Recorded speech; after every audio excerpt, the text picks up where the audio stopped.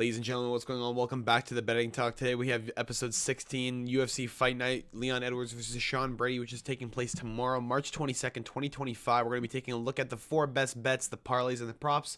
Let's get right into the best bets to start it off. We're going to start off with the first best bet of the evening, which is Kalen Loughran versus Nathan Fletcher. We're taking Nathan Fletcher. Nathan Fletcher already won the first go-around against Kalen Loughran back in his amateur bouts. They were fighting in Cage Warriors Academy in Ireland, and Nathan Fletcher was able to secure a unanimous decision victory over him. Nathan Fletcher since then has gone on a spree of 9-1 inside of his professional career. Kalen Loughran 9-2, both losses being inside the UFC, and for Nathan, his only loss being Dominica Wooding, which was inside of the Cage Warriors. Last second, this guy's just a really nasty puncher. He kind of only wins with knockouts. He's more like a Derek Lewis type style of fighter at 135, and Nathan got caught by him. It was really unfortunate.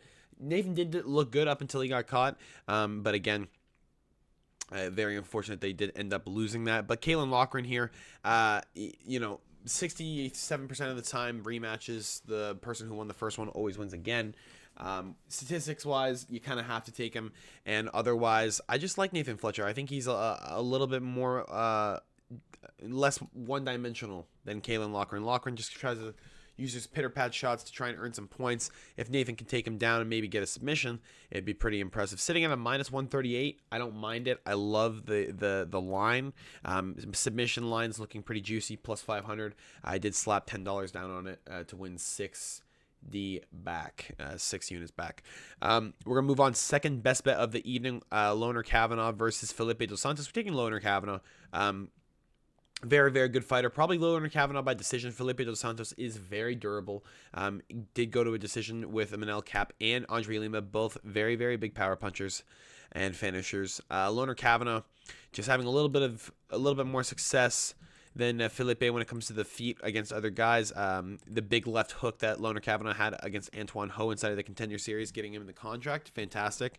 Jose Ochoa, a very good win for his UFC debut. I mean, Ochoa is not really that great, but it is a decent enough win to prove who you are and why you deserve to be in the UFC. But Felipe is very durable. Don't expect him to give up. Don't expect him to back down. Don't expect him to gas out. Expect him to be full pressure and giving Kavanagh the true UFC treatment. This is probably the hardest fight Loner Kavanagh has had in his career, but I do believe he will pass it with flying colors, and I do believe he will get it done as a minus 300 favorite, sitting at as a, what is it right now? Minus 300 flat. There you go. Loner Kavanagh by decision, minus 120. I don't mind it. I prefer the line. It's a little bit too chalky, and not paying enough for the decision prop. Props should pay way more if that's really what you're looking for. Honorable mention, Chris Padilla versus Jai Herbert. Love Chris Padilla here, especially by knockout. Jai Herbert just a little bit too lanky and going to be trying to get the distance from Chris, but Chris loves to push the pressure, excuse me.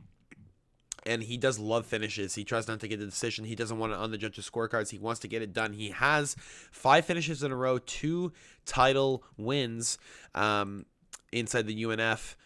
We're hoping that he can continue that streak. I think he's going to be able to knock out Jai Herbert. I think we're going to get into a big situation where we start throwing some hands, and I think Jai gets dropped and possibly gets choked out when he gets dropped.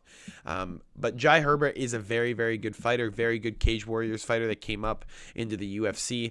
I do like him a lot. It's just I think he's a little bit outmatched here. I think Chris Padilla against Rong Zhu really showed that Chris is improving at a rapid rate. His hands are really nasty, and he deserves to be inside the UFC. But away from that honorable mention, Jordan Vucenic versus Chris Duncan. We're going Jordan Vucenic by submission.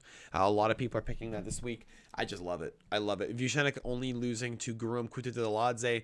Arguably could have won that fight. I did think Guram won rounds 2 and 3. All right, we're back. We had a little bit of a noise disruption. We fixed it. Anyway, Jordan Vucenic, again, I just think he's going to be able to submit Chris Duncan. A lot of people are picking that this week. Chris has a problem on the ground, man. Manuel Torres kind of proved that. Took him down really, really quickly. Grabbed that rear naked choke almost instantly. And Chris Duncan, the problem became many problems. The Chris Duncan of many problems. He had 99 problems, but a bitch wasn't one. Jordan Vucenic was able to choke him out. or excuse me, Manuel Torres was able to choke him out. I think Jordan Vucenic is going to be able to do the same thing. I think it's going to be early inside the fight, under 1.5 rounds for Jordan Vucenic. I think he gets it done clean. Chris Duncan does have nasty power, really, really nasty right hand. He does just fucking chunk dudes with it. I do think, however, though, when it comes to the overall MMA experience and skill level, Jordan Vucenic is just years above him. Cage Warriors champion, nasty on the ground, nasty with the hands, and I think he's going to be able to just overwhelm Chris Duncan, put him down, and put him out.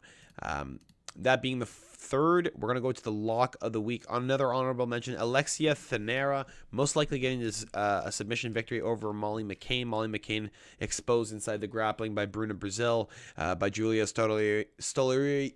Oh my, I can't even say the name. Julia Stoliarenko. Jesus fucking Christ, I couldn't even do that. That's rough. And Erin Blanchfield, all three girls kind of exposing her. And she only has really shitty wins over really shitty girls. Alexia Thanera being number one in Brazil, I think she's going to come out here and just kind of starch her. I think she's going to get Molly McCann down early, and I think Molly's going to have a big fucking problem. I think we're going to see a very, very rough first 2 rounds for Molly McCann, and most likely a submission loss. Again, move on to the lock of the week and the fourth best bet of the night. Kevin Holland versus Gunnar Nelson. We're going Kevin Holland by knockout. Under 1.5 rounds should be your lock of the week realistically, but we're going Kevin Holland. Most of these guys finish their fights inside the first round. 10 subs in the first round for Gunnar, 2 KOs, and then, Kevin Holland, fucking 7 KOs, 6 subs. I think we get it done early. I think Kevin Holland knocks him out. I think at 170, Kevin Holland is the best he ever looked. I think if he's really dialed in and he really works at 170, I think he wins. I think he wins everything. I think he wins champ. I think he could be champion. I think he has every piece of the pie that it would require to be champion. I think he's one of the most talented people I've ever seen inside of the UFC. Realistically, when he was on his stint inside 2020, he looked like a world beater. He literally looked like he could beat everyone. He beat Anthony Fluffy, Joaquin Buckley, Darren Stewart, Charlie Ontiveros, Ronaldo Souza. Dude, he knocked out Ronaldo Souza from his fucking back. From his back. He knocked out Jacare from his back. Like, dude, that's fucking power. Kevin Holland by knockout. Gunnar Nelson's going out cold. We're going to look at the props real quick. Look at the parlays. We'll get you guys out of here real quick. Guram Kutateladze versus Kaui Fernandez. I would take Kaui Fernandez by knockout or Guram by decision. Kaui, nasty left high kick. Guram's been clipped before. Wouldn't be surprised if he gets put down, but Guram by decision looking like the most likely outcome. Nathan Fletcher by decision or submission. Submission I love plus 500, but Nathan Fletcher on the line is what you like. Shawana Benan versus Pooja Tomar. We're going Shawana by decision, but Pooja has been robbing girls before. She is the only women's fighter from fucking India, and she's terrible, so they're going to try and get her to win no matter what. Christian Leroy Duncan probably by decision. Andre Purliev, very durable.